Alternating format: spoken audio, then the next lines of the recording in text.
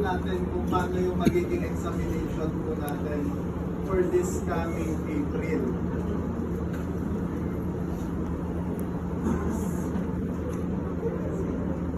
Maraming salamat po. Thank you po. Balik na po sa opisina, sa Pampanga. Thank you po. So yan. Ngayon, ayan.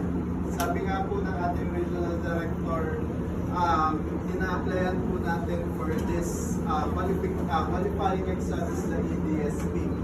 Location for Development Scholarship Program for any 4 or 5 years course leading to a baccalaureate degree. Ibig sabihin, ang sagot lang po ng OWA is hanggang 5th year courses lamang po. Kung 6 years yung course nyo, sagot nyo na po yung panguli.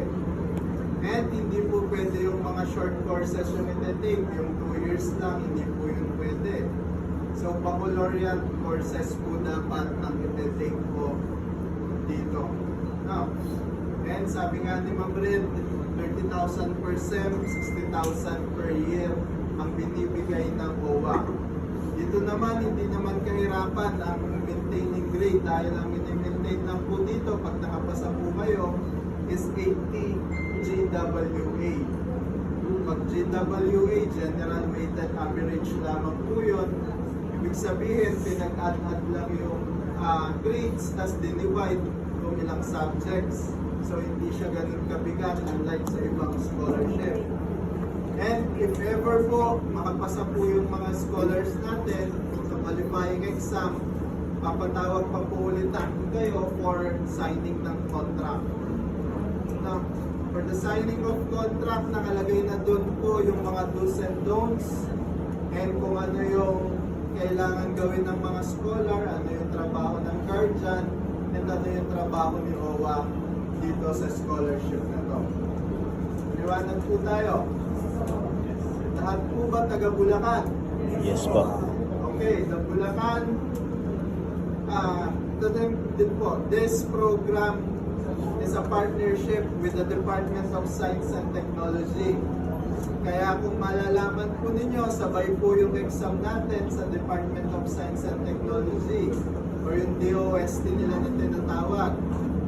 Ang examination date po natin is April 5 or April 6. Nakalagay naman po yan mamaya sa test permit kung kailan po yung magiging schedule nyo. Kung 5 po kayo, or April 6, Saturday, Sunday po yun, and 2 batches per day. Pag natapat po kayo ng pang-umaga, ang schedule po natin is 7 a.m. hanggang 12 noon po. Kung PM naman po kayo natapat, 1 PM po yun hanggang 6 PM.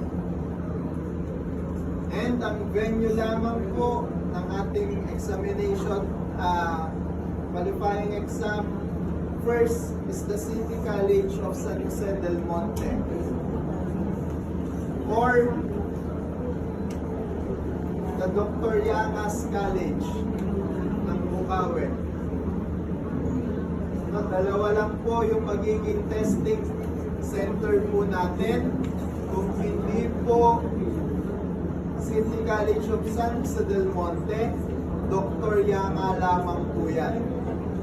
Okay po tayo. Alin lang po yan, pero more on kung saan po yung malapit. Pero, nakalagay na po yan dito. No, hindi po kayo yung mamimili. Baka mamaya kung saan nyo lang gusto pumunta.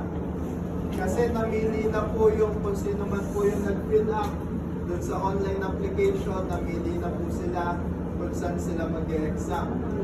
Nakalagay po kasi doon near residence or near school. No, kaya yun po yung sinunod namin. And paalala lang din po, ang pwede lamang pong dalhin naman the examination, first the school ID. Next is the pencil. Mongol number 2 lamang po ang pwede. Huwag na po tayong makulit. No? Huwag na pong ipilit yung ibang pencil. Mongol number 2 lang po ang pwedeng gamitin sa test paper po ninyo. And wag na rin po kayong magdala ng ibang pambura dahil ang pwede nyo lang gamitin pambura yung nasa pencil lamang po. Liwanag po tayo. At isa pang kailangan dalhin ito pong test permit. Unang-una, meron po yung parental consent and waiver na nasa likod po. Para dun sa mga nandito na guardian, basahin nyo po muna to bago po ninyo pirmahan. Para naman dun sa mga scholars na nandito, mapirmahan po ninyo ito sa inyong guardian. Pag wala po itong pirma, hindi po kayo makakapasok ng testing site. At lalo kung hindi po ninyo ito dala. And isa rin po sa ating paalala, kailangan po proper attire pag pumunta po kayo sa testing center po natin. No, exam po yung pupuntahan natin, hindi po birthday, hindi swimming. So please, magsuot po kayo ng proper attire. Okay po tayo doon. 30 minutes before the schedule of your exam, dapat nandun na po kayo sa venue. Kung hindi po kayo familiar sa venue, habang maaga pa, hanapin nyo na po yung venue. Na para dun sa araw ng inyong exam, hindi na po kayo mahirapan. Kasi bawal po ang latecomers. Latecomers will not be allowed to take the examination. Kahit sabihin po natin 2 batches per day, kung ano lang po yung schedule nyo, doon lamang po kayo pwedeng ma-accommodate. Dahil yung bilang po ng test papers is sakto lamang po doon sa mag-exam for that day. Kasi iniiwasan po natin na madaya yung mga exam or makapagpalit ng mga test papers. Kaya saktong-sakto lang po yung test papers na pinapadala ng Department of Science and Technology para dun sa mga examinees po natin. Kaya huwag niyo pong kakalimutan na dapat nandun po kayo 30 minutes before the scheduled time ng inyong examination. Meron naman pong OWA staff na nandun para i-assist po kayo the date of your examination.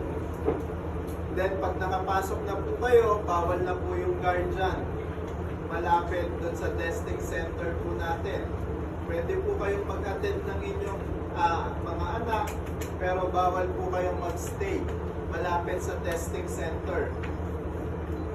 And paalala lang din, pwede po kayong magdala ng pagkain. Bawal lang pong matapunan ng tubig at madumihan yung testing, yung test paper po ninyo. Dahil oras na masira po yan, wala na po tayong ma-check dyan. Kasi ang pag-check ng examination yan, yung machine pa rin po. So pag may sira, may dumi, hindi po tinatanggap yan ng machine. No? So make sure nadala nyo po lahat ng kailangan pagdating sa testing site. And pagbigay namin ng test permit later, make sure basahin nyo po ng maayos. Kasi baka mamaya iba yung intindi nyo. Ibang araw kayo pumunta. So sayang po yung chance na makapag-exam for this scholarship. Okay po? Yes po. May tanong po ba? Hanggang magkakaharap, magtanong na, pagtalikod ko, may bayad na yung tanong. Sir, regarding dun sa date, paano kung halimbawa natapat sa estudyante, meron kasi, yung anak ko, meron kasi silang graduation ball ng April 5. All naman ma'am, gabi yun eh. Hindi, 1 PM po yata. Yun lang, mamimili na po kayo dyan. Kasi yung list po natin na ipasa na kay Department of Science and Technology. So lahat ng schedule po is nandito na po tayo. Kung ano po yung magiging lalabas dito, yun po yung nasa listahan ng DOST. Hindi na po kami makakapaglipat ng schedule. Ha? Coverage ng exam. Lahat ng inyong natutunan ng grade 11 and 12, lalabas yan kay Department of Science and Technology. DOST kasi wala siyang, hindi po umuulit yung exam niya eh. Every year, iba po yung scope ng exam nila. No, wala pong nauulit. Kaya kahit pag-exam ka ngayon, tas yung kapatid mo sa susunod, wala pong nauulit na exam. Kaya hindi po natin masasabi ano yung true scope ng exam. No, pero meron po mga reviewer yan. Mag-check na lang po kayo ng DOST reviewer through online. Napakadali naman na pong mag-search or mag-download ng mga mga reviewer through online.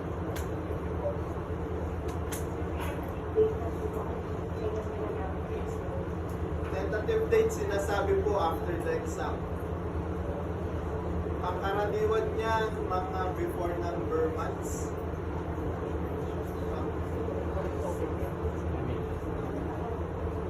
Minsan nag-start na yung college bago lumabas yung exam. Pero na-reimburse naman. Tuloy-tuloy pa. DWA is composed of your total grades. 80 po. Dapat hindi bababa ng 80 pag nakapasa po kayo. Para ma-maintain po ninyo yung scholarship nyo kayo. Other question? Question? Yes, ma'am.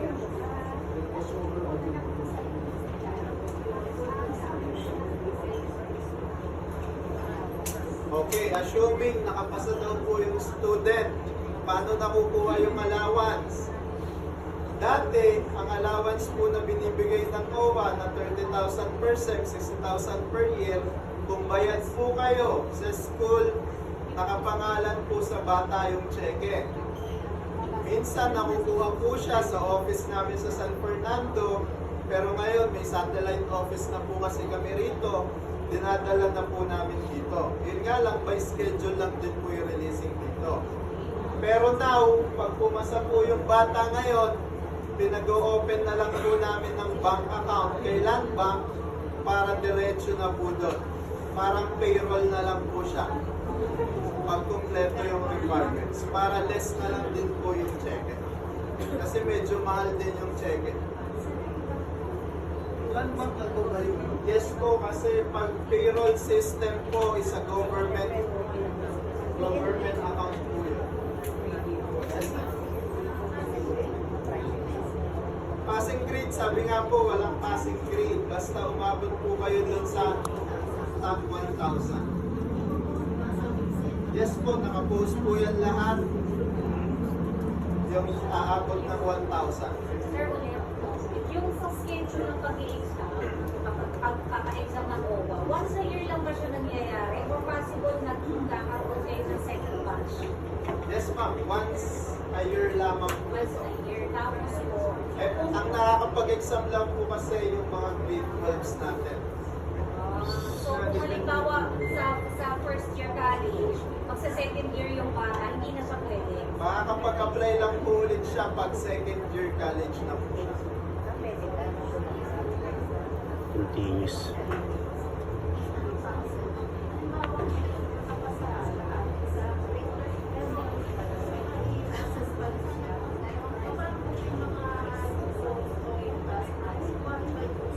Like what? Anong maliing info?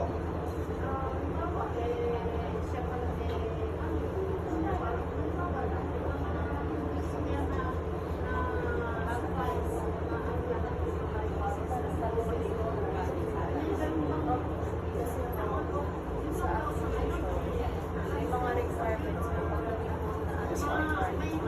Hindi ko po makakapag ng email. If ever, kasi kunyari, di ba? Opo. If ever lumabas yung 1,000, may 1,000 po yan. Pag chinek na po yan at may nakita po na double yung scholarship nyo, ibig sabihin meron kayong ibang scholarship from the other government, matik po, disqualified po yun. Or else, mamimili po kayo kung ano yung hahawakan po ninyong scholarship. Kung i-stay kayo kay OWA, or pipiliin nyo yung isang government agency. Kasi nasa batas naman po yan na isa lamang po ang scholarship per national government ang pwedeng hawakan ng isang estudyante. So, pag nag-waive po, matatanggal sa listahan ng 1,000, may mga umaangat pa po ulit siya. Iyon po yung nagpapalit. Yung 1,000 na yun, nationwide po yun. Yes, ma'am. Nationwide po siya. Hindi po natin alam sa ngayon. Pero mas mababa po yung nationwide. Dati last year, So, pwede nakakasama ang either yung sa municipal. 5,000.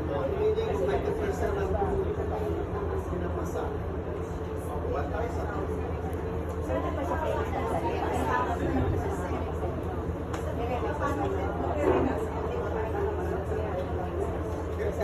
If ever nakapasa, if ever nakapasa, syempre kada semester kailangan may pinapasang requirements. Pero not the full requirements. May mga ano na lang, grades, certificate of registration, ganun na lang po yung pinapasa. Papasa dito sa office mo online. Office. Kasi kailangan yung pirma mo na ulit.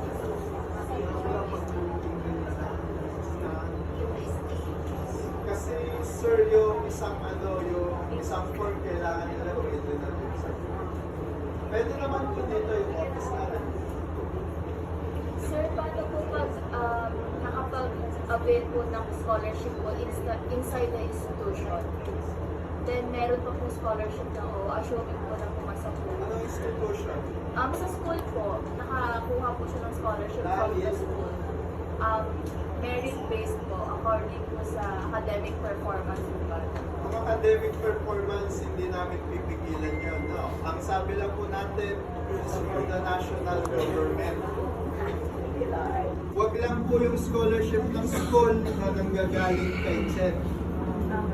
No, kasi may scholarship si institution na under kay CHED. Yung Unifas, yun yung pang yung pang state university Pero pwede yun, basta hindi yung in-applyan ninyo. Kasi yung iba, ina-applyan po yung scholarship. Yung Unifas kasi na nasa state university, automatic po kasi yun. So, basta nasa state yun yung kaya walang binabayaran sila under the Unifas. Pero yung ina-applyan, bawal po yun.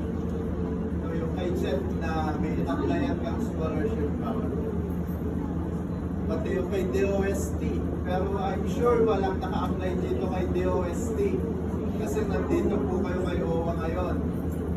Kasi if ever sabay po kayo nag-take ng DOST and OWA, kay DOST po muna kayo mag-exam. Mamimili na lang kayo pag nakapasa po kayo. But nandito po kayo, ibig sabihin kay OWA yung test permits nyo, kay OWA kayo mag-exam. Ibig sabihin, wala pong ibang application from the other government agencies. Okay na po tayo. Question pa po? Okay. Guardians, ang scholarship ng OWA hindi lang po puro bigay. Pinapatawag namin ang mga scholars namin for training, seminars, orientations.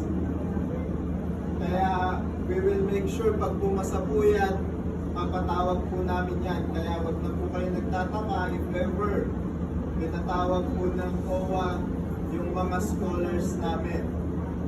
No, minsan overnights po kaming sa seminar trainings. Pero syempre, we will inform you ahead of time. Pero kasama po yun sa kontrata na pipirmahan po ninyo na isa sa trabaho ng mga papasok na scholar is to attend our trainings or seminar or ano man yung patawag ni OWA.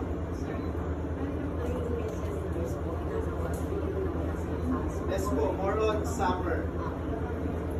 Now, summer youth camp yung tawag namin doon para sa mga trainings and seminars natin sa ating mga scholars.